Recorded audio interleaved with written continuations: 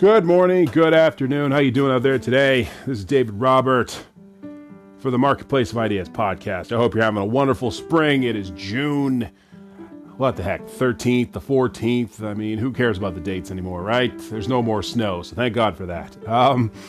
But before we get started, I just want to let you know you can find the Marketplace of Ideas podcast where you are listening to it right now on Spotify, also on iTunes, Podbean, and anywhere you get your podcast. We're also on YouTube, so check us out there. We got a whole bunch of videos, well, podcast episodes, just the audio. We don't have the video up as yet.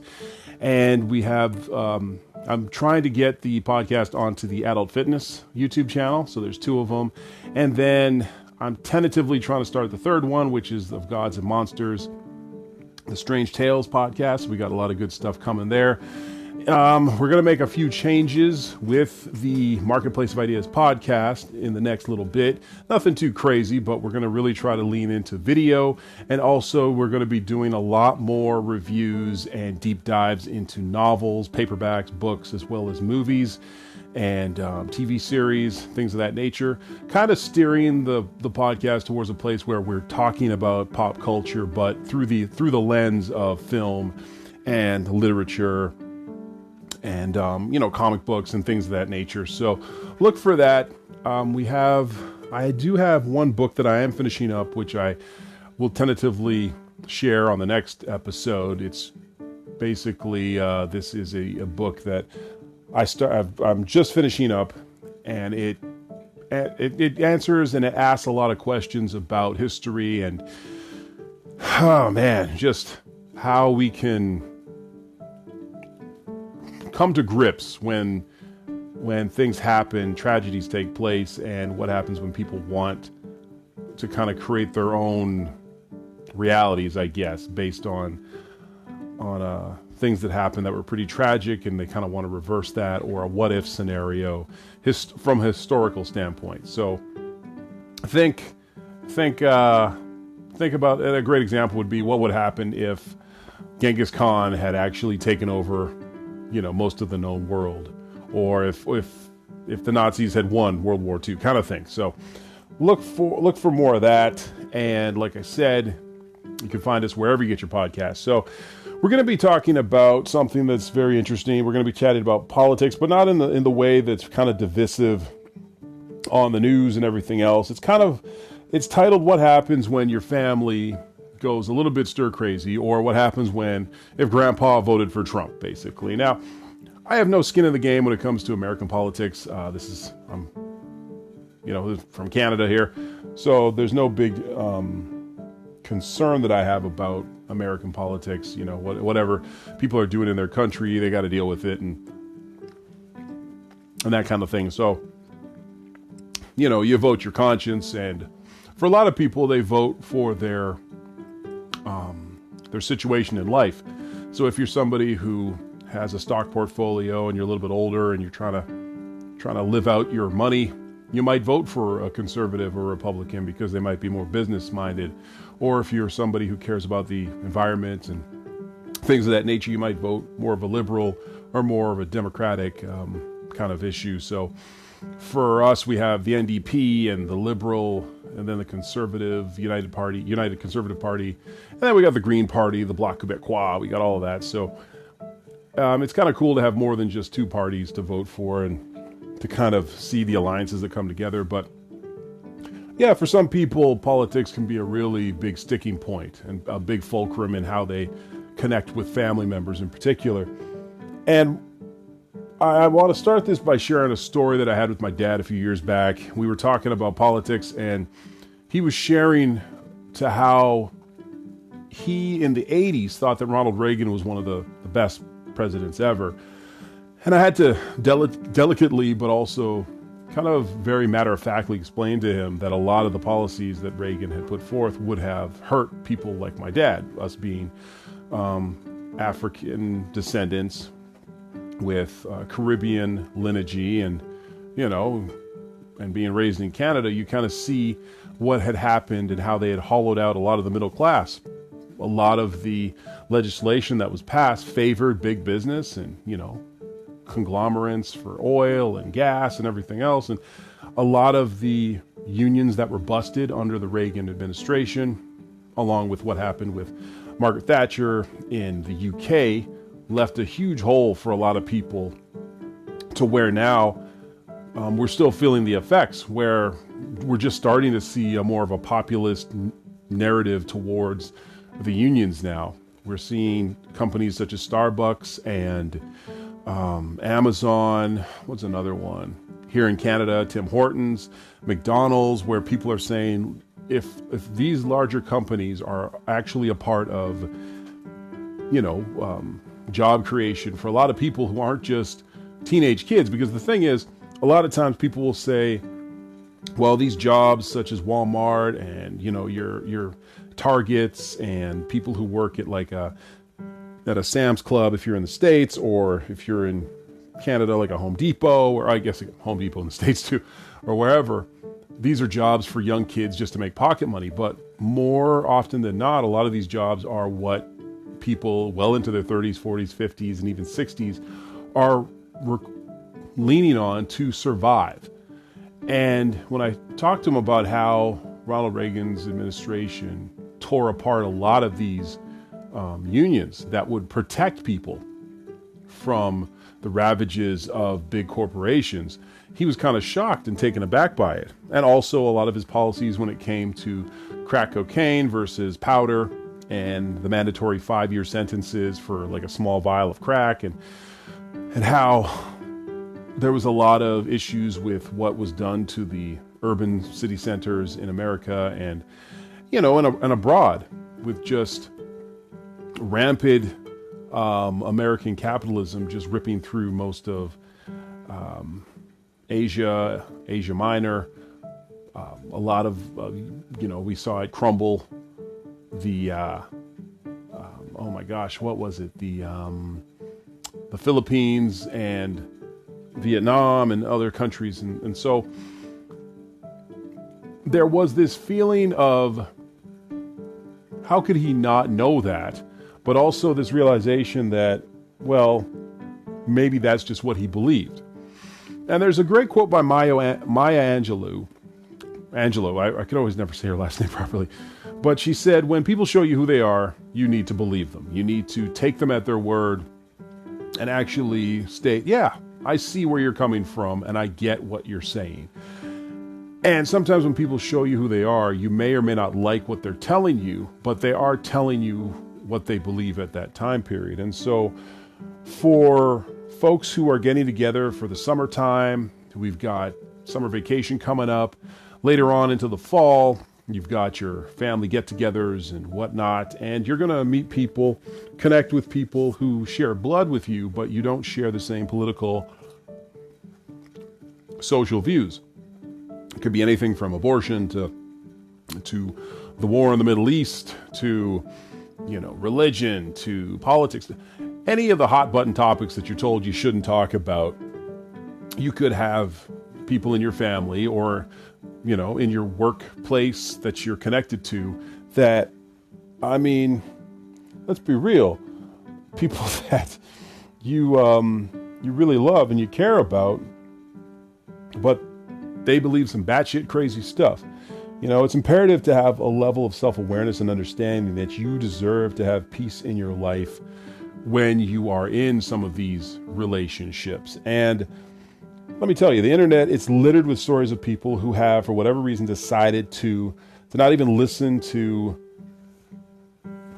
common sense when it comes to certain things, when it comes to politics. And, there are certain candidates out there that you can, yell till you're blue in the face that, hey, this guy or this girl is a racist or a bigot, or they only care about lining their own pockets and they're not concerned about, the well-being of their constituents. And they could tell you, that's cool.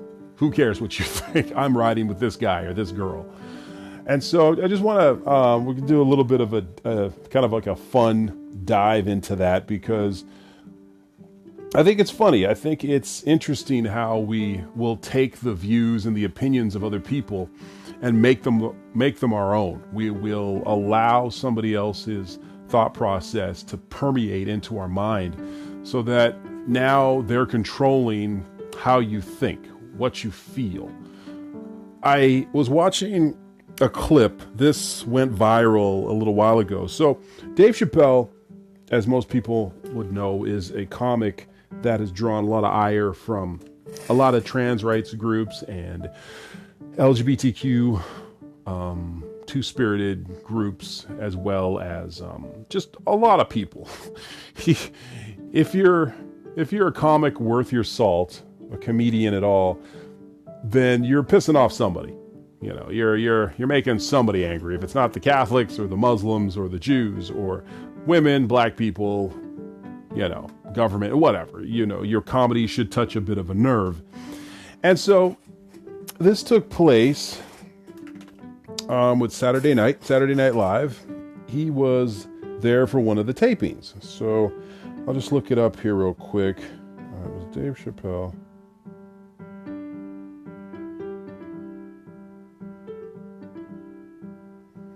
So where was it?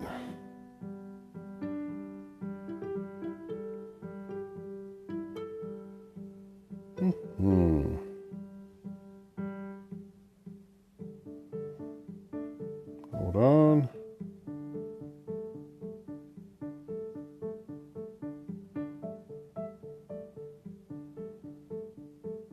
There you go. So this took place on January 29th of 2024 of this year. And Deadline reported this.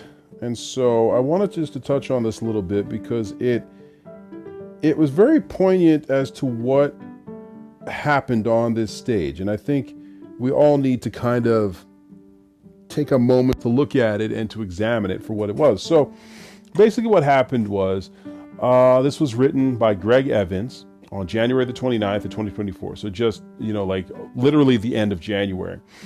The Saturday Night Live cast member, Bowen Yang, didn't seem too thrilled when Dave Chappelle, for reasons unknown to the audience and apparently some of the SNL cast, jumped on stage during the cast's Good Night segment at the end of Saturday's show. So they go on to describe the video and said that Chappelle, who has drawn considerable backlash from the LGBTQ plus community for what many perceive as transphobic jokes, had no on-screen role on Saturday night's episode, which was hosted by Dakota Johnson and featured musical guest Justin Timberlake, Shark Tank's Mark Cuban and Barbara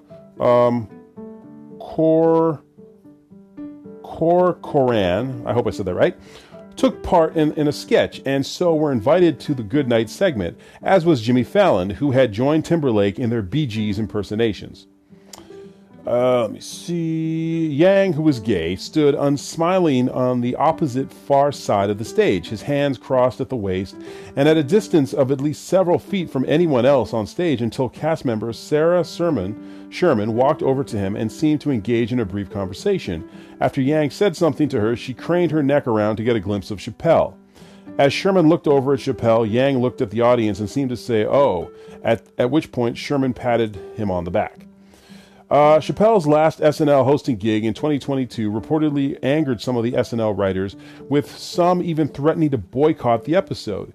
Yang, Sherman, and non-binary Molly Kearney, I hope I said that right, were not involved in the 2020 taping when Chappelle hosted. Deadline has reached out to Yang and SNL for comment. So it was just a little blip on the entertainment news cycle. It was something that happened there. But I looked at it a little bit closer and I thought to myself, that's interesting, because here is, you know, there's Bowen Yang, this gentleman who is a comic on SNL, and he's a staff member. I believe he's also written for the long-running sketch comedy that SNL is. And so, yeah, that's his place of work. And he is an openly gay man. He doesn't hide it. And Dave Chappelle was on the show. And my sort of take from that was, why did he have to stand so far away from Dave Chappelle? Why did he have to let Dave Chappelle's presence or his comedy control how he thought and how he felt and the energy he put out? He could have easily walked up to Dave Chappelle and shook his hand. He could have stood next to him, put his arm around him, shown him that, hey, even though you're a really big comedy icon. You're still a person, and I'm going to treat you with dignity, kindness, and respect, but I'm not going to shrink in your presence. And that's something I've seen with a lot of jobs that I've worked at, in particular, where, the boss man will come out and everybody else will kind of lower their tone, kind of slouch their shoulders a little bit, and kind of shrink into themselves as the boss or the manager or the supervisor or the shift lead kind of, comes out and promotes their dominance or whatever the case is. And the last time I did that was a very long time ago. And I hit this thing when I turned 40, a little bit after, where the energy that you put into putting on a front, and I don't mean by being fake, but just by putting on this air of deference to somebody. And it could be a boss, it could be a supervisor, it could be whomever, but you get to a point where if you've lived long enough and you have a little bit of years under your belt and you got a little bit of gray in the beard or in your hair, you just can't do it anymore. That feeling of having to code switch, as some people might do in various parts of the world, or where there's a at-work personality and an at-home personality, it's just too difficult to do. And no one's saying you should be so comfortable at your place of work where you're just being rude and being unprofessional and not getting the work done. It's not the case, but where you just have to laugh at jokes that aren't funny, you kind of have to tiptoe on eggshells around certain people until they leave, and then you can kind of relax.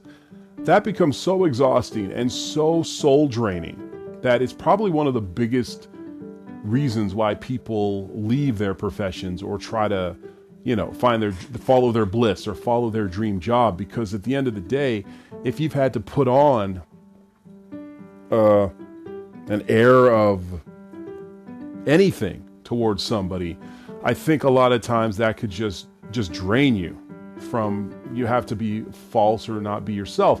And so for this Bowen Yang individual, he didn't have to do that. He didn't have to just stand there with his arms crossed, look like he was angry. He could have just walked up to him. Dave Chappelle is a huge star. How cool would it have been had he just walked up to him and shook his hand? Or told him a dirty joke, right? And so this is kind of like the crux, the core of what I'm trying to get at with this podcast, is that there doesn't need to be a feeling of fear or, being timid around people that don't share your same beliefs. And like I was saying with my dad, with Ronald Reagan, to point out that, and to challenge certain ideals that people have, not in a rude and ignorant way, but just to say, oh, well, you know what? There's some actually other, proof out there that kind of says what you're kind of putting out there is kind of wrong. And it will never, how could I put this? It will never cease to amaze me how stupid I was in the past for having such care for other people's thoughts. But back to the politics thing. A few years ago, we had a couple of people in extended family as well as close family, and even some friends, express their views when it came to COVID, when it came to Black Lives Matter, and when it came to climate change, and, our Prime Minister, Justin Trudeau, and then at the time, President of the United States, Donald Trump, and other leaders around the world. Everybody was kind of in this big soup of either let's bend the curve, if people remember saying that, or, put on a mask and get vaccinated and get the shot and everything else. And then on the other hand, you had people who refused to get the shot, who refused to wear masks, who refused to shelter indoors. And there were a lot of people who just couldn't afford to do that. You had individuals who had to work to put food on the table. And some of those stimulus checks, I guess, or CERB checks or COVID checks just weren't cutting it for a lot of people. It was, it was feast or famine for a lot of folks. And we had people that were so divided on various topics, from race to what was going on in politics, what was going on with the environment, to, and then you sprinkled in religion into that, and finance, and it truly was. 2020 was a year for the ages. It was one of those experiences that, unless you lived through it, it was very hard to even quantify the level of fear, anxiety, hatred, anger. Just everything came up out of people that was inside them. So many individuals got radicalized due to online forums and Reddit threads and things of that nature, where so many friendships were kind of destroyed. I can't tell you how many posts I would see online about family members just discussing how they would feel as though they've lost a relative. They felt as though a loved one had been so radicalized or so turned to the dark side that there was probably no way for them to come back.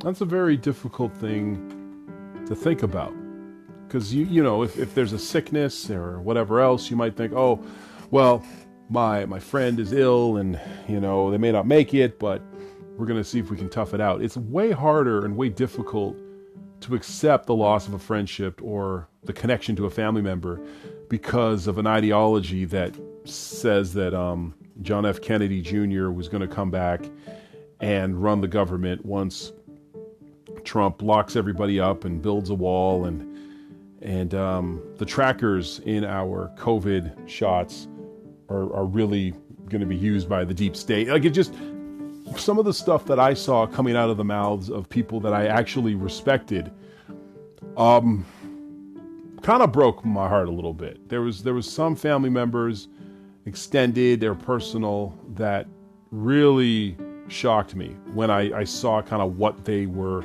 buying into. And it made me realize, okay, I need to kind of distance myself from talking to these people, or just connect with different folks. And that leads me to the other point of kind of like the podcast here, which is when you discover that that's happened, when you see the posts online, when you're at a family function and that individual just can't stop talking about the latest thing that they saw on 4chan or some sort of random Facebook group that they're a part of that's spewing out some craziness, it can take you by shock for a little bit, because one of the things that happens when we're friends or when we have like really close family is that we have this feeling that we're all kind of in it together. Do you know what I mean? Like we're all kind of in the same boat. Everybody has kind of the same beliefs, and we might go to the same church, or we might have the same job, or whatever it is, but nonetheless, we're all supposedly, taking care of one another and trying to, in the same camp. No one's off the reservation, if I can even say that anymore. And the idea that somebody could have such different views than you, yet you might be married to this person, you might have had them as a brother or sister-in-law, you might have been somebody that you've gone hiking with or camping with or traveled with, and now they're saying things that sound insane. Like they're spouting off stuff that literally makes you want to ask them if are they shitting you right now? Like, are you serious?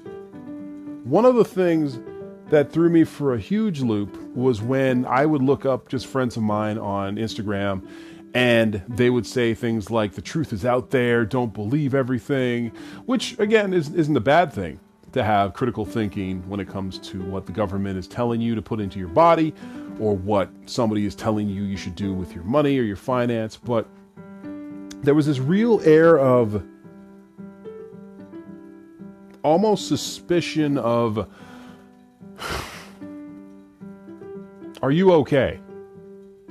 Like, are you all right? You know, like that meme that says, do you need some money? You know, the feeling of just looking at a person and realizing you didn't know who this person was at all.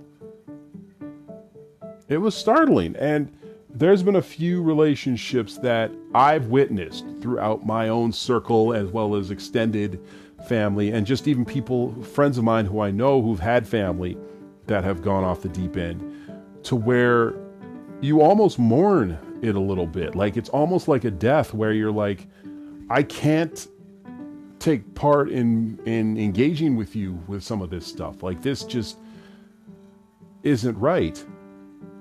Like, this has no basis in reality, yet you're telling me these things as if they're the God's honest truth. And for a lot of people, I'll be honest, it got scary for a little bit for some folks out there. And I think I've got a few tips in what I've done that might help some people out there. I don't know, but the one thing I've done is, this has been some really deep work that I've had to do, but when it comes to people's opinions or their thoughts about any hot button topics or issues, one of the things I've found is that you do not need to have an opinion about somebody else's opinion. If somebody believes that the moon is full of green cheese and that the moonwalk landing was faked, that there was no such thing as the Cuban Missile Crisis, that John F. Kennedy is still alive, that Elvis, Tupac, and Jimi Hendrix are somewhere on an island, that there is really an earth underneath our earth, there's an ocean underneath our ocean, that kaijus are real, Loch Ness Monster, the theory of Atlantis, they're all true, and you just can't see the light. You can totally nod your head and say, you know what? Yeah. No passive aggressiveness, no overt aggressiveness. You can just say, okay, yeah, I get you. I hear you loud and clear. I'm going to go to the chip area in the party and I'm going to have a drink. It does take a bit of maturity to do this one, because what can happen a lot of times is you get into a party, or you get to a family get together or a function or a work thing, and somebody starts spouting out their ideals to you, and you might take it personal. You might say, look, this is something that I hold dear as far as my faith or belief in capitalism or democracy, and this person here is spouting off the craziest stuff I've ever heard, and I don't want to hear it. But a person's opinion doesn't mean anything unless there's action behind it. A person could be as racist as all get out, but until they actually are acting out their bigotry in the way of legislation or violence, then all it is just words in a person's belief, and they're more than entitled to have that. Martin Luther King, I believe, was quoted as stating what he felt what racism actually was, that it wasn't just a person's belief, it was the ability to back those beliefs up with violence and legislation and a way to stop me from living my life. If somebody hates gay people, that's their right to hate whomever they hate. But the moment they try to stop men or women from marrying who they love, from stopping people who are LGBTQ plus from raising a family, starting a business, owning property, voting, going to war, driving a car, whatever, we need to really then take a stand against that sort of stuff. By no means is it even beneficial to entertain or engage that sort of stuff, because it just leads to a bad place.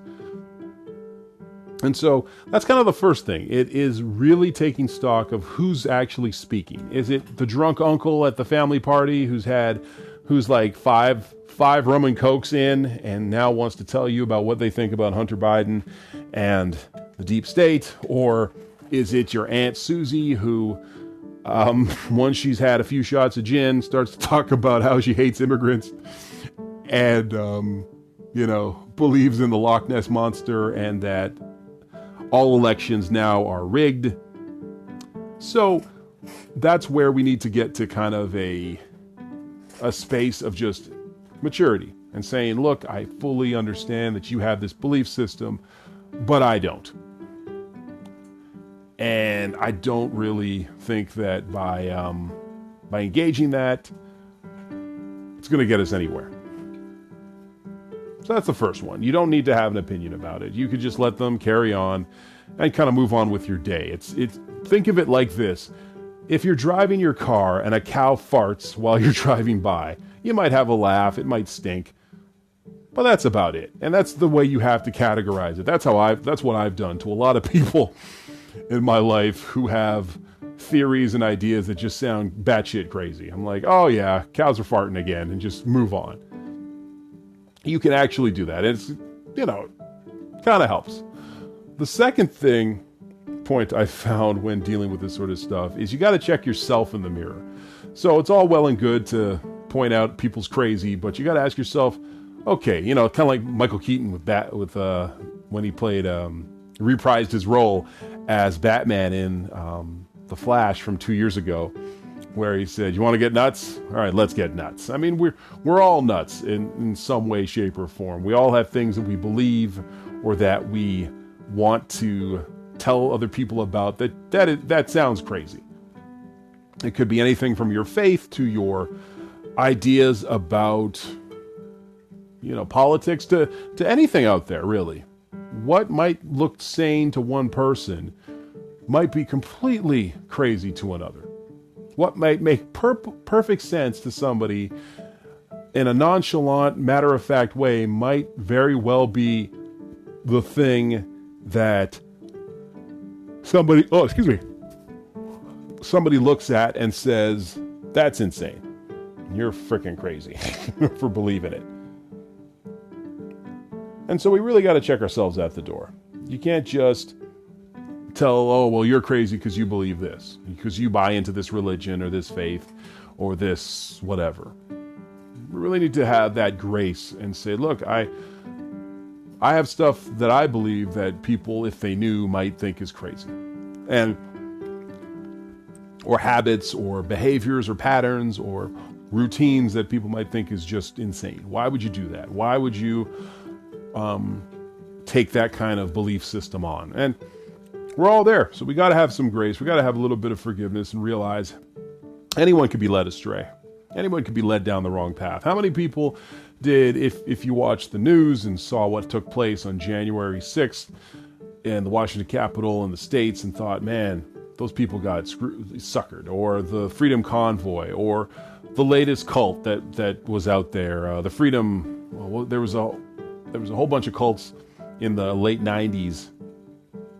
There was the Doomsday Cult. There was the Jim Jones the Jim Jones church group that took place in the 70s, where, the whole term "don't drink the Kool-Aid" comes from, basically, if you look it up, and how he was able to have people under his sway and make people buy into it, or how people will use tragedy and real strife in the world to gain people to join their following, be it terrorist cells or political groups or just weird fandoms online. We're all susceptible to stuff.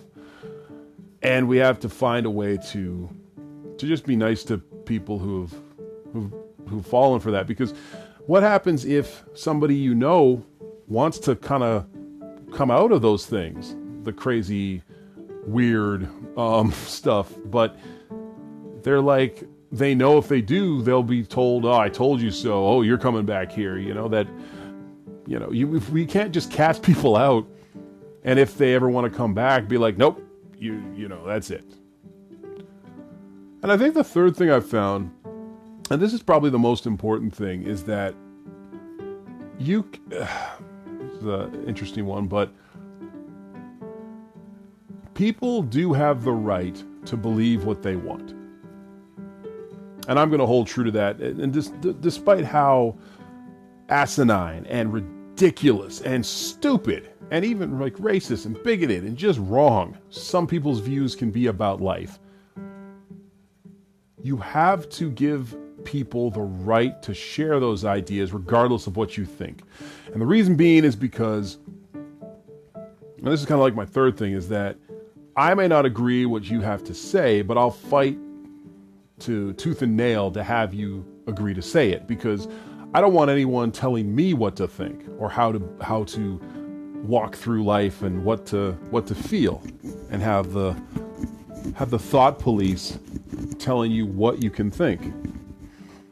One of the more interesting things I've witnessed in the course of my life is how much cognitive capture, or the ability for countries or companies or whomever to kind of trick people into thinking what they want them to think. If you can control what people believe and what they think, it doesn't matter what they do, because they'll follow their habits and their patterns and their instructions to just do whatever they're being told. And at the end of the day, we need to protect ideas. We need to get rid of censorship. And it might mean that we have to suffer through some jokes or through some stuff that we don't like. But the fact of the matter is, I don't want friends of mine who are either Catholic or Muslim or Christian or gay or straight or bi or Republican or Democrat or liberal or conservative to be dragged out in the street and shot for what they believe. Now, it's a total different thing if you do something that's against the law and that takes away people's rights and freedoms and liberties and harms people. But as far as what you believe or what you think or what you hold true, or the thoughts or the belief systems that you have that carry you through life, I got to tell you, we can't have a system where if somebody believes in whatever a politician or political group or religious organization is spouting out, as long as that group isn't causing harm to other people and hurting other folks, they need to have that right. And that's where I think things can get very dangerous quite quickly, because we can get to a place where I don't agree with what you have to say, so I'm going to do my best to get you fired, to quote unquote get you canceled, to make sure that you never work in this town again, and that you're out on your ass and there's no redemption, there's no coming back. Recently, Lex Friedman, who is a very prominent podcaster, his podcast is always at one of the top 10 on most top 10 lists. If you go down the year, you're going to see his podcast there, right up there with Joe Rogan and Call Me Daddy and all these other ones. And he's interviewing Kevin Spacey. Kevin Spacey, unbeknownst to many people, or maybe people who care about that kind of thing, was unceremoniously cast out of most of the important roles and positions that he had roughly 2 years ago, under accusations of sexual misconduct with young boys at various parties in the 90s and early 2000s. And Kevin Spacey was a juggernaut in Hollywood. We're talking about a guy who was a song and dance man. He could sing as well as he could dance, and he was an amazing actor in such roles as The Usual Suspects, House of Cards. One of my personal favorites, but doesn't get a lot of love out there, was The Return of Superman with Brandon Routh back in 2006. I think it was 2005 or 2006. American Beauty, I believe, was another one of his films. Baby Driver, I believe he was in that. He was the head of a conservative sort of theater house in Britain. He was it. I believe he won 2 Oscars, or I think, yes. So, multi-talented, one of the last great, I don't want to say great, but one of the last Hollywood stars, with the Denzels and the Will Smiths and the you just know who they are. Like box office, a box office guarantee if there ever was one. And just like within the course of a few short months, the accusation just kept coming in and in. And I did a podcast episode about that, about I think 2 years ago, when the Johnny Depp and the Amber Heard stuff was going on. And just left and right, people were just getting called out for stuff they'd said on Twitter or Instagram or Facebook or something they'd said in an interview. And it was like, yo, he was gone. They actually killed off his character in the first scene of the series of Game of Cards, House of Cards, I'm sorry, where, I think his body was being like put through a crematorium because they canceled him, but they didn't want to cancel the show because it was so popular. But yeah, on the Lex Friedman show, Kevin Spacey is on there. And a lot of people would say that's a pretty ballsy move for Lex Friedman to say that. Some people might even think me saying ballsy would be, conditions enough to call me out. How could you use such antiquated terms to describe, courage? And once we get to this place where, again, people's ability to say things and to think for themselves starts to get questioned, that's when we can get into some real trouble. And I'm all for calling out people who are hateful and people losing positions or sponsorships because of maybe a support of Nazis, there's some things that are just wrong.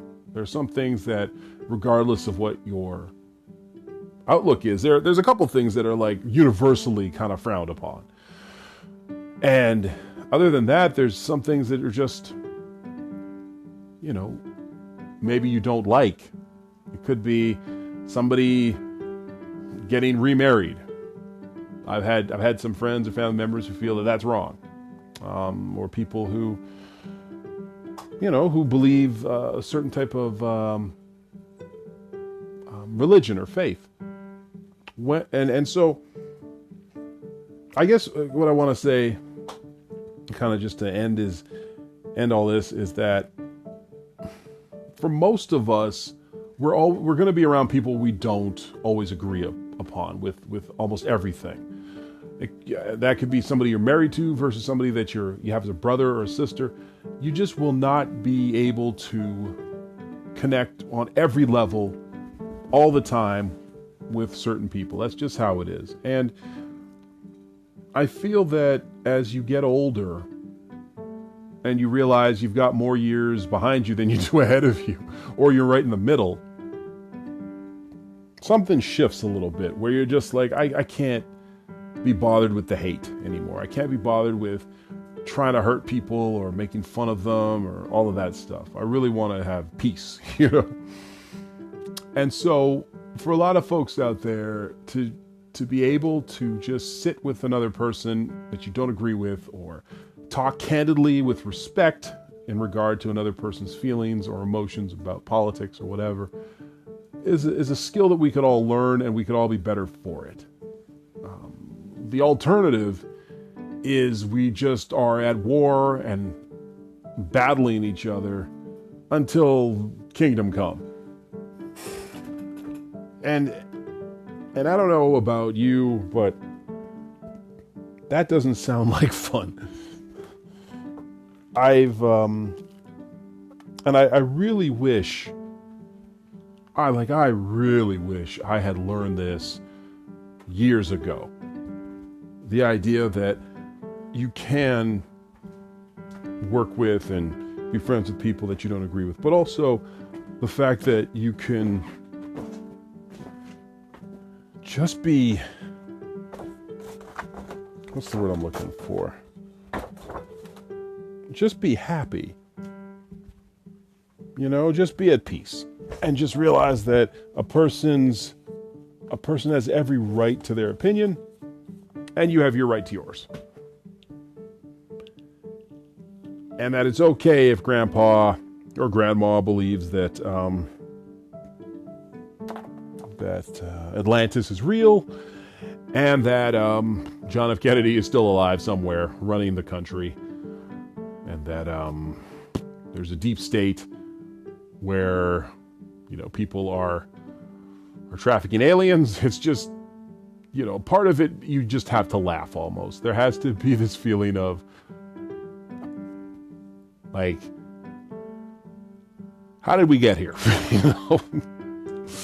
But nonetheless, thanks for listening. Just want to say appreciate you for checking in, giving this podcast a fair shake out there in the land of hundreds, if not millions, of episodes that are out there of different podcasts. But until next time, I want to thank you for listening. You can find us, the Marketplace of Ideas podcast, and I say us as the royal us, myself and Phoenix, the co-host, and the Dust Bunnies here in the basement studio. But until next time, thanks for listening. Take care of one another and keep your stick on the ice. Peace.